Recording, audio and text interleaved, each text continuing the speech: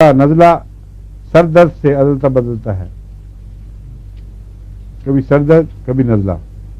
और आजकल के मौसम में ऐसे कई मरीज़ मुझे मिलते रहे।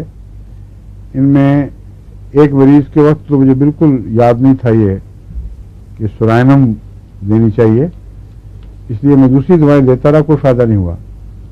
लेकिन इसमें एक और कम्बिनेशन है जो मेरे तजर्बे में है, जो फ़ायदा देता है। वो है ब्रायनिया और रस्टॉक्स बारी बारी 2-2, 3-3 घंटे के बाद या बाद दफ़ा जल्दी भी सिर्फ 1-2 दफ़ा दी जाए शुरू में, और कभी दोबारा हो तो फिर दी जाए।